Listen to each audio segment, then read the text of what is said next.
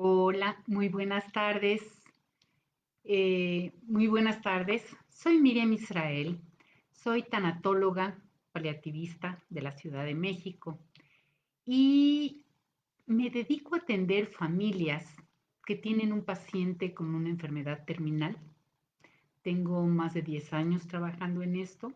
Para mí es mi vocación, sin lugar a dudas. Esta es mi misión de vida y para mí es un honor el que me hayan invitado el día de hoy al programa Vive y participar con ustedes desde México y ustedes en El Salvador. ¿Sí? El día de hoy vamos a platicar de lo que pasa con la familia ante una enfermedad terminal. ¿Qué pasa con la familia cuando el fin se acerca? ¿Qué pasa con la familia cuando no aceptamos lo que está sucediendo y cuando entre los hermanos nos peleamos? Cuando no estamos de acuerdo en si lo llevamos al hospital o no lo llevamos al hospital, si el diagnóstico es el correcto, si el diagnóstico no es el correcto, si el médico es un tarugo, si lo voy a llevar con otros médicos, etcétera, etcétera. Todo porque no dialogamos, ¿sí? Porque no platicamos entre la familia. Es muy importante que comprendamos las fases que nos habla la doctora Elizabeth Kubler-Ross, la pionera de la tanatología, que nos dice que ante cualquier pérdida, todos pasamos por 5 etapas del duelo, que es la primera negación, esto no me puede estar pasando a mí, esto no le puede estar pasando a mi mamá. Y entonces desde ahí voy buscando un diagnóstico diferente en diferentes laboratorios, con diferentes médicos. Número 2 es este enojo, molestia, ira, que es un enojo irracional por lo que estamos viviendo, por miedo a lo que vamos a vivir, pero sobre todo estoy enojada con la vida y busco quién me la pague, no importa quién me la hizo. Y entonces ante esta situación me peleo con quien tengo adelante de mí, sin importar quién sea. Y generalmente el paciente está viviendo su propio duelo y vive su propio enojo. ¿Y contra quién se desquita? Contra el cuidador primario. Y entonces el cuidador primario dice, pero yo por qué tengo que estarlo cuidando si aparte ni las gracias me da, ¿no? Y entonces cuando yo comprendo que esto es parte del enojo que está viviendo, de la parte del duelo que está viviendo por la pérdida, desde ahí puedo comprender y dejo de engancharme con este enojo y lo dejo pasar, porque no es contra Miriam, sino es contra lo que yo represento. ¿Y qué es lo que represento? Yo soy quien le doy de comer lo que yo quiero darle de comer. Yo soy la que lo baña porque yo quiero bañarlo y porque quiero que se bañe, porque yo necesito que se bañe, porque él era una persona muy limpia y entonces yo creo que él necesita bañarse, pero él no se quiere bañar. No, papá, te tienes que bañar porque a ti te gusta mucho bañarte. ¿Sabes qué? Llega un momento en que ya no necesita bañarse. Y entonces aprovecha y en lugar de pelearte para ir al baño, para bañarlo, agarra una toallita, límpiale su cuerpo con todo el amor del mundo. Lo vas a gozar tú, lo va a gozar él y no vas a estar sufriendo para llevarlo al baño. ¿Sí? En esta etapa tenemos que evitar el pleito. Por nada, no vale la pena pelear por nada. ¿Por qué? Porque fíjate lo que te voy a decir. No por el hecho de que el paciente deja de comer, se va a morir antes. El paciente va a fallecer, va a trascender.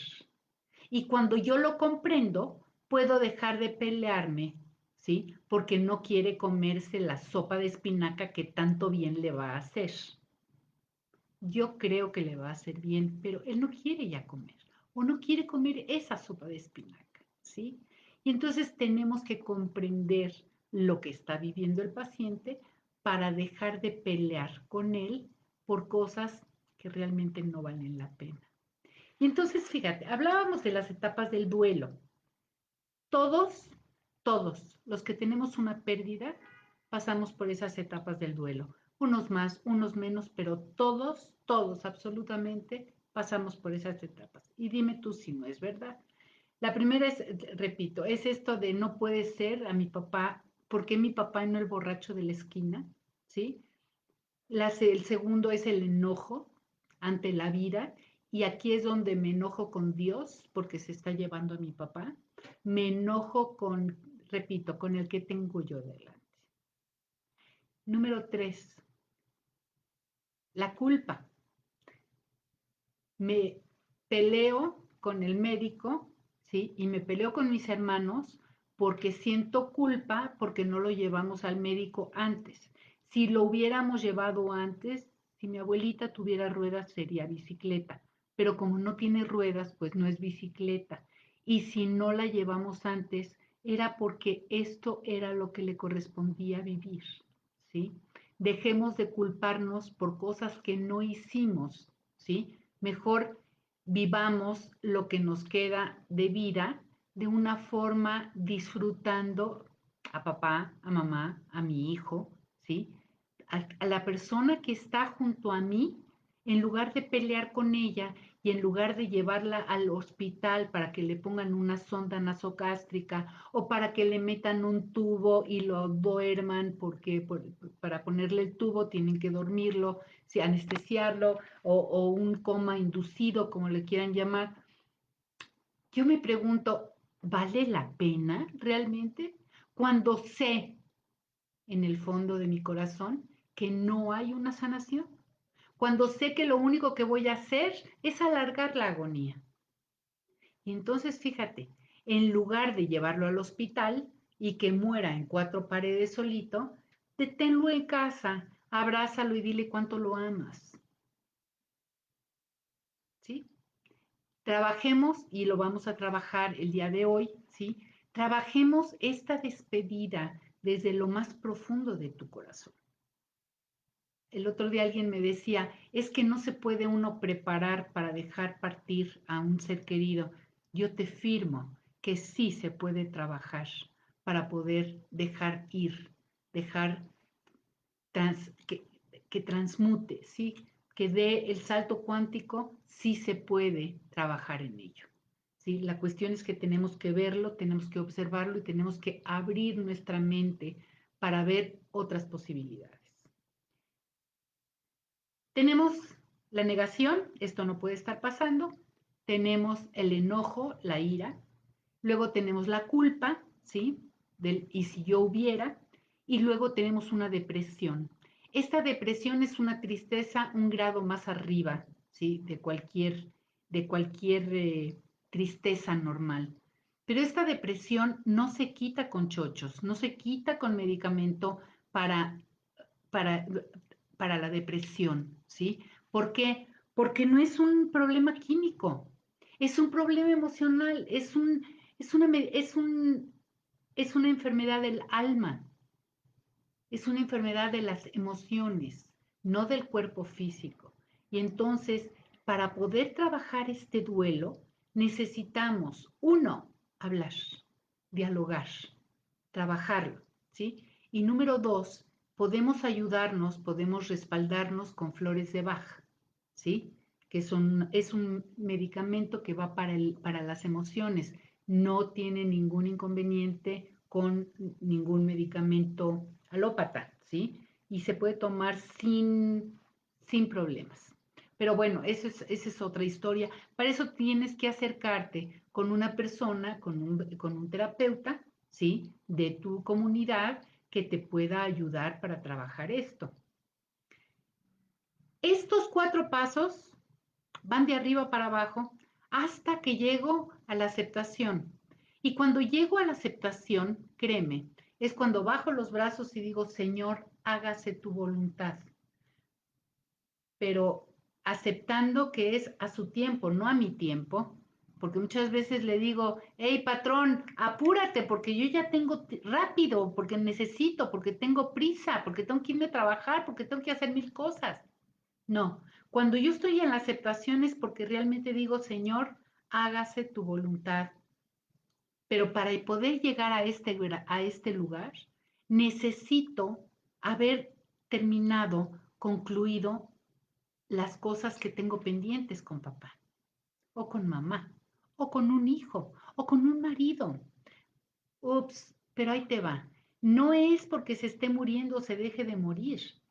Cualquier ruptura, cualquier pérdida, cualquier desengaño, cualquier situación que nos genera una pérdida, ¿sí?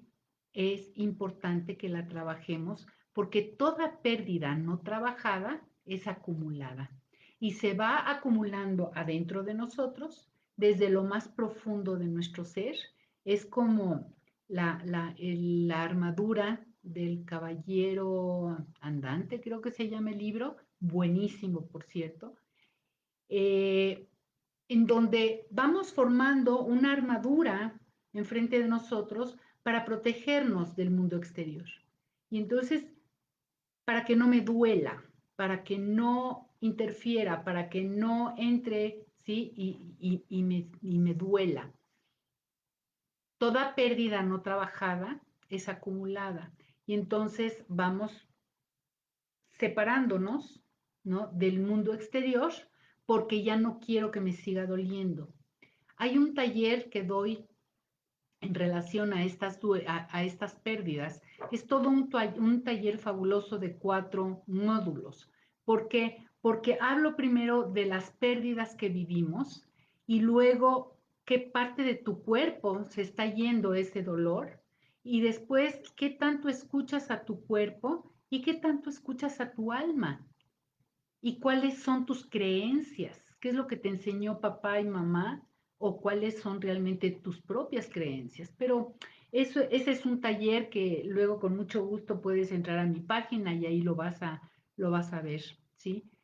Eh, pero volviendo aquí al tema de la familia, ¿sí? Es importante el que se sienten, se reúnan y puedan platicar y se pongan todos de acuerdo de qué es lo que van a hacer. ¿A qué me refiero?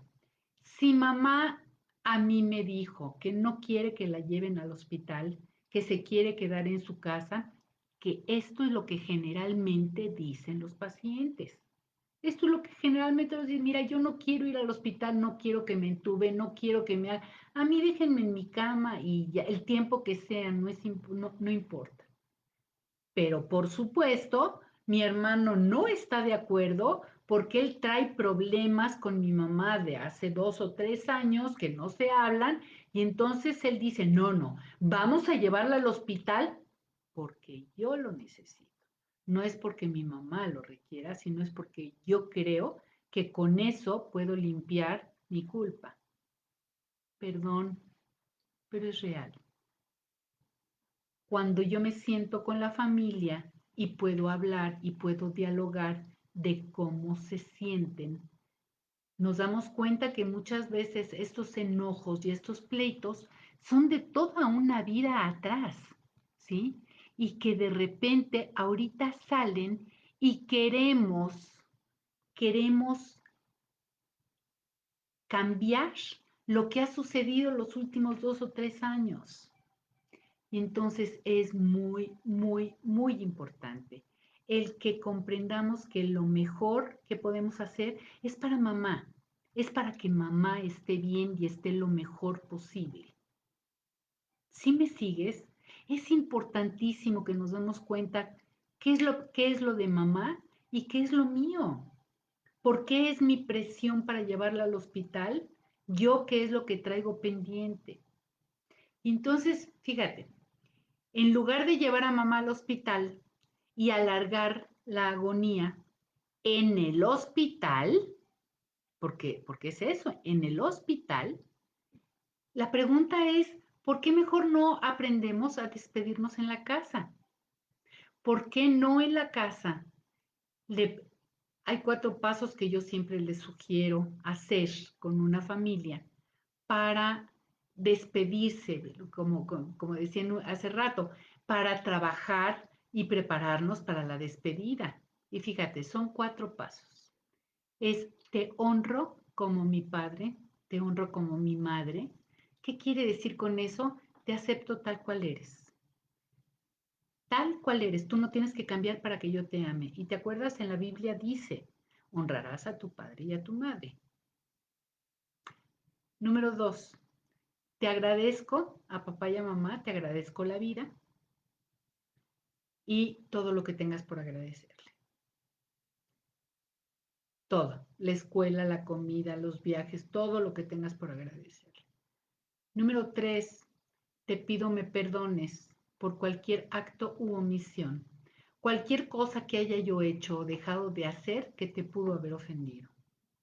De mi parte, o no tengo nada que perdonarte porque siempre fuiste una inmaculada madre, etcétera, etcétera, etcétera, o te perdono, ¿sí? Las palizas que me pusiste, o te perdono el que no me hayas dejado ir a las fiestas de 15 años de mis amigas, o de momento, no puedo perdonar la agresión que me hiciste, la violación que me hiciste, ¿sí? Lo que tú realmente sientas que no puedes perdonar en ese momento, porque es importante aclarar, de momento no puedo perdonarlo, yo lo perdonaré cuando yo esté lista, ¿sí? Honrar, agradecer, perdonar, te pido me perdones, yo te perdono o de momento no puedo perdonarte. Y el cuarto punto, que es el más difícil de todos, pero es el más sanador. Decirle, por el gran amor que yo te tengo, quiero que sepas que para mí va a estar bien de que te vayas. No es que ya me cansé, que quiero la cama, que ya se acabó el dinero, que no, no, no. Es por el amor que te tengo que no quiero verte sufrir. Pero Miriam, si yo le digo eso a mi mamá, va a pensar que se está muriendo. Ups, mamá se está muriendo. Y desde ahí necesitas dejarla ir. Necesitas decirle, claro que me duele el que te vayas, pero ¿sabes qué? Voy a estar bien. Gracias a ti y a lo que me enseñaste, soy esta mujer y esta mujer va a salir adelante. ¿Cuándo? No lo sé, pero voy a salir adelante. ¿Sí me sigues? Es muy importante, muy, muy, muy importante checar qué es lo que tiene pendiente tu paciente, qué es lo que tiene pendiente papá, qué es lo que tiene pendiente mamá.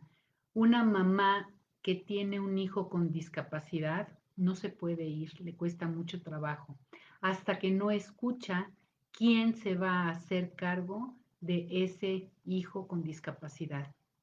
Y entonces, ay, Miriam, pero yo me he hecho cargo los últimos 20 años.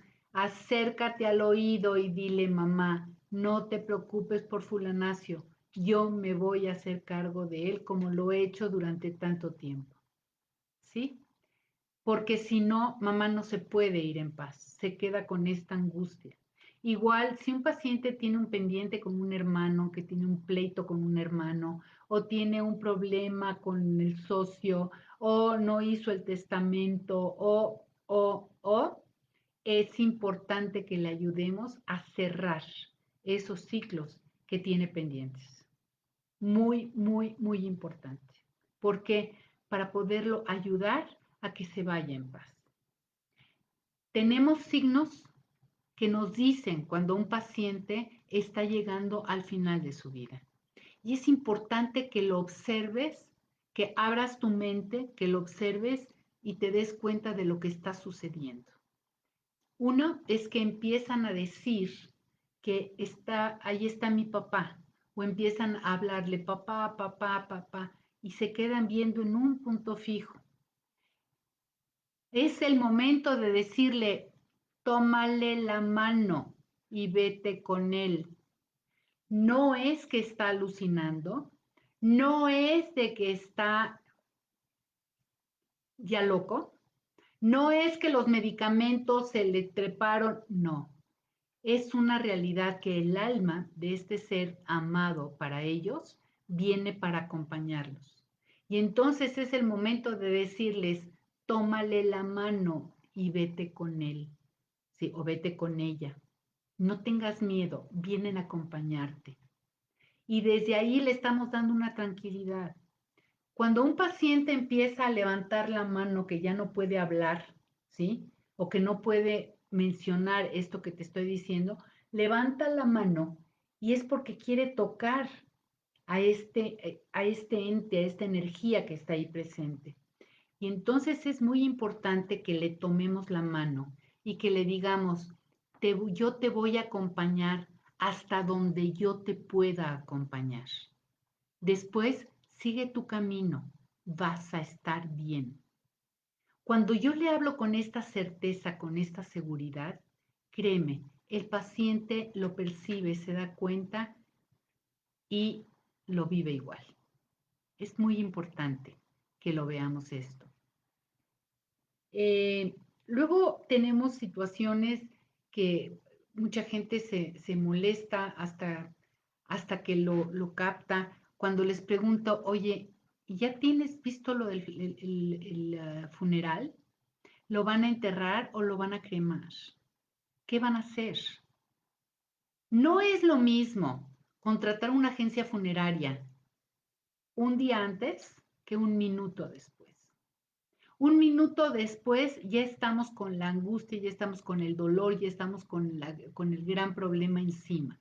Un día antes tenemos la oportunidad de regatear, de ver el precio, de ver lo mejor que podemos hacer, algo que no sea tan oneroso, pero que sea digno, etcétera, etcétera, etcétera, ¿sí? Lo podemos hacer un día antes.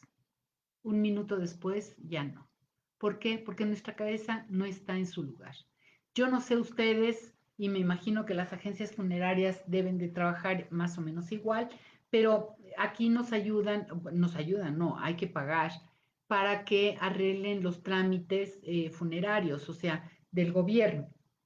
Pero aquí es preferible pagar esta cantidad, que son aproximadamente $45, el equivalente como $45, pero es preferible pagarlo, ¿sí?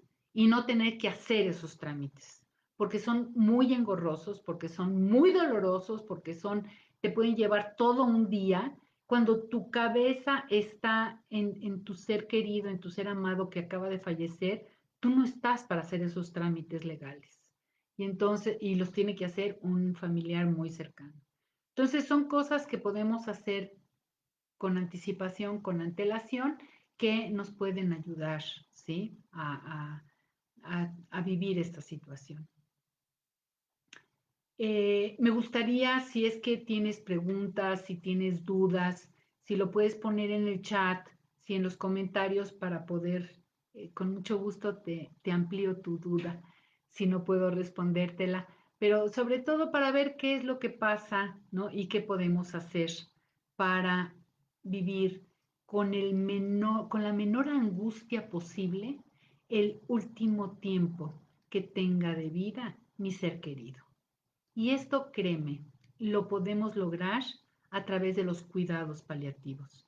Yo no sé en El Salvador cómo estén los cuidados paliativos, qué tan adelantados estén, no me he metido a investigar, pero, por ejemplo, en México antes de que empezara esto de lo del COVID, habíamos adelantado mucho, parece ser que ahorita se volvió a parar esto, no sabemos qué va a pasar, pero es muy importante algo que aquí tenemos, que yo te recomiendo que lo chequen allá, es el consentimiento anticipado, que es que el paciente firme un papel en donde él está de acuerdo en no continuar con un tratamiento invasivo, que no quiere que lo resuciten, que no quiere que lo saquen de un paro cardíaco, etcétera, etcétera.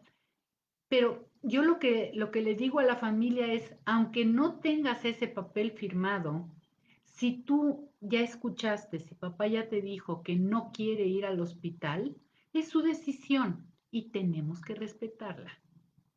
Es muy importante, tenemos que respetarla por su bien y por mi bien, porque yo voy a estar tranquila, de que seguí sus instrucciones y no estoy usando mi criterio para ver si lo llevo o no lo llevo a un hospital. Entonces, desde ahí, créeme, es muy importante el que te sientes con tus hijos y platiques qué es lo que tú quieres, ¿sí? Ayer me tocó una familia hermosa, por cierto, en donde no habían pensado en lo del entierro y les dije, bueno, empiecen a platicarlo porque había discrepancia entre que si se tenía que ir al hospital, que si no se iba al hospital, por eso me llamaron. Y entonces les dije lo del entierro, si ya lo tenían resuelto, y a uno de los hermanos se le ocurrió y dijo, bueno, pues se puede enterrar en la misma fosa que mi papá, ¿no? Entonces ya se resolvió ese problema, en ese momento ya se resolvió, a través del diálogo, a través de comentarse el uno con el otro, qué es lo que, qué es lo que se puede hacer, cuáles son las posibilidades reales, ¿sí? Eh, Muchísimas gracias, Ceci, muchas gracias. Ligia, mi mamá murió en el 2015. Ella había dicho que no quería ir al hospital y lo decidimos como familia, pero el 23 de diciembre ella se sintió mal y pidió ir al hospital. Ok, porque habrá sido, yo sufrí mucho por eso. Eh, Porque llegando, esto sucede y se vale, pero fue su decisión, ¿sí? Si ella sintió que se quería ir al hospital, está bien, porque fue su decisión. Tú sufriste por esto porque tú ya sabías, tú ya tenías en mente lo que ella había dicho, pero tenía derecho de escogerlo, ¿sí? Tenía derecho de decidir. Y claro, muchas veces nosotros presionamos para que ellos tomen esa decisión, ¿sí? Nosotros presionamos o uno de los miembros de la familia de una forma muy sutil mete el chantaje, ¿sí? De que, oye, ¿no te quieres ir al hospital para ver si te pueden resolver lo de la respiración? ¿Sí? No podemos hacer nada. Si fue decisión de mamá, fue decisión de mamá. Lo que sí nos podemos a veces arrepentir, y esto es normal, esto es típico, es cuando mamá dice, yo no quiero ir al hospital y nosotros insistimos en llevarla al hospital. ¿Por qué insistimos en llevarla? Porque creemos que es lo mejor para ella. Toda decisión está tomada pensando que es lo mejor que podemos hacer. Nunca vamos a tomar una decisión pensando que es lo peor que podemos hacer, ¿sí? Hay muchas cosas que tú te puedes ir a tu memoria y te vas a dar cuenta que todas las decisiones que has tomado, buenas o malas, han sido pensando que es lo mejor que puedes hacer de acuerdo a las herramientas que tienes en ese momento. Claro, no se vale hace 2 horas que no habíamos platicado de esto, ¿sí? Y ahora decir, ¿cómo es posible que no hice yo esto? Porque no lo sabías, porque no lo conocías, porque no estabas empapado en esto, ¿sí? Pero en ese momento la decisión que tomaste fue la mejor, ¿sí? Gracias, Ligia. Eh, por cierto, quiero comentarles que tengo un canal de YouTube en Miriam Israel Tanatología, en donde tengo varios videos. Hay uno precioso, bueno, precioso digo yo y la gente también lo dice, que se llama Aprendiendo a vivir sin ti. Hay varios que hablan de el duelo, hay varios que hablan de cuidados paliativos, ¿sí? Y entonces entra, inscríbete y podrás, podrás ver cosas diferentes. Gracias. Isabel, excelente, muy importante cuando llegue ese momento que no queremos, pero hay que estar preparados, claro, muchas gracias. No, gracias a ustedes por recibir, para mí es un honor el haber recibido esta invitación por parte de Ceci. Yo con mucho gusto, siempre que me inviten, yo vendré porque para mí es parte de mi misión de vida y creo eh, Creo que es parte de lo que necesito compartir con ustedes para ayudar a que la vida sea lo menos pesado posible, sobre todo en el momento más doloroso de la vida. Cuando, cuando tenemos un paciente terminal, cuando tenemos un paciente en casa, estamos viviendo una vulnerabilidad muy delicada. Es un gran dolor. Y entonces el permitirme acompañarlos, no puedo más que dar las gracias y honrarlos y decir gracias por permitírmelo, ¿sí? Estamos aquí a sus órdenes. Ok, aquí hay una encuesta para que por favor la respondan, ¿sí? Y bueno, si no tenemos más preguntas que hacer, yo los invito a que entren a mi canal de YouTube, como les decía, Miriam Israel Tanatología.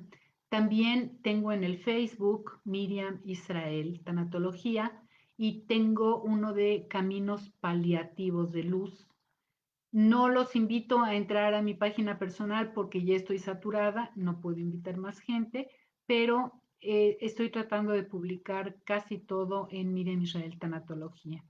Por el Messenger también me encuentran con muchísimo gusto y estoy a sus órdenes en lo que pueda yo ayudarles. ¿Ok? ¿Hay algún té de hierba que ayude? A ver, déjeme ver. ¿Hay algún a relajar a personas que están muriendo? Eh, Están las flores de Bach, ¿sí? Se llama Rescue. Esa nos ayuda para estar tranquilos. Hay flores para el miedo, hay flores muy especiales, pero no me atrevo a decirlo aquí públicamente porque yo creo que eso hay que trabajarlo con mucho cuidado. Pero estoy segura que en El Salvador hay gente que trabaja esto. Y entonces sí hay té de hierbas que ayuda a relajar. O sea, no es que va a adelantar la muerte, no es que no es que los va a drogar, ni mucho menos, simplemente va a relajarlos, ¿sí? Y es muy importante. Fíjate, hay una anécdota que dice que hoy en día mucha gente está pidiendo eh, es la sedación paliativa. ¿Qué es eso? Es el medicamento para el dolor, nada más que se lo dan en otras dosis, combinado con otras cosas, para que el paciente esté lo más relajado como tipo dormido, ¿sí? Sin embargo, no se trata de mantener al paciente dormido, no se trata de mantenerlo de que no viva su propia muerte. Antes, dice la filosofía azteca, creo que es la azteca o la tolteca, que antes despertaban a los pacientes que se quedaban dormidos para que vivieran su propia muerte, porque es importante esta trascendencia. Yo no soy de la idea que hay que despertarlos, al contrario, yo soy de la idea que si quiere dormir, que duerma, si quiere estar despierto, que esté despierto. Tenemos que honrar su vida, ¿sí? A través de hacer lo que ellos quieran hacer. Necesitamos, mucha gente me dice, ¿cómo puedo honrar la muerte de mi papá? No honre su muerte, honra su vida. ¿Y cómo lo podemos hacer? Viviendo. En la medida en que yo viva mi vida y la viva de buena forma, créeme, estoy honrando la vida de papá, de mamá. Es muy importante y lo menciono, perdón, cuando muere el paciente y nos queda este vacío, este gran dolor, sí, este dolor profundo. Es muy importante que la ropa, por ejemplo, a manera de ejemplo lo pongo, la pongamos sobre la mesa y que venga la hermana, la que primero los hijos, después los hermanos, ¿sí? Y que escojan lo que quieran para que se queden con algo del fallecido, del hermano fallecido, ¿sí? Eh, Cuando tenemos gente que es aborazada, a ver, vamos a hacer una ronda, tú escoge uno, ok, todos ya escogieron uno, ok, vamos con el segundo, uno, para que cada quien escoja una prenda, 2 prendas, 3 prendas, pero darle la oportunidad a todos. No se vale que llegue uno y diga, yo escojo estos 5 y tú hazle como puedas, ¿no? Después de que ya escogieron lo que quieren, agarra toda la ropa que te sobró, ponla en una caja, ponla en una bolsa de plástico y llévala a un albergue, a un asilo, a una persona que la necesite, ¿sí? Entrega la bolsa y di, en nombre de mi madre, fulana de tal, vengo a entregar este donativo, ¿sí? ¿Quieres sanar tu duelo? Vete una Navidad, vete a un asilo, vete a un albergue, vete a un hospital y cocina para la gente. O llévale sándwiches y di, en nombre de mi hijo, vengo a entregar estos sándwiches, ¿sí? Honrando la vida de mi hijo, estoy dando esta caridad. Es muy importante. Dicen por ahí un maestro que me encantó, dice, cuando tengas el vacío aquí en tu estómago, llénalo de amor y ve a darlo. En esa medida vas a trabajar tu duelo y vas a sanar tu alma. Me parece que es un buen ejercicio, ¿sí? Ahora, cualquier duda que tengas, por favor, no pares en mandarme un mensaje por Messenger. Con mucho gusto te voy a responder, ¿sí? O desde la página que te comenté, ¿sí? Muy bien. Gracias a ti, Ligia, gracias por recibir, me da mucho gusto poder estar aquí y bueno, repito, cuantas veces me inviten, trataré de estar por acá, ¿ok? Les mando un fuerte abrazo, muchísimas gracias por recibir y seguimos en comunicación, ¿sí? Les mando un fuerte, fuerte abrazo. Que estén muy bien. Buenas noches.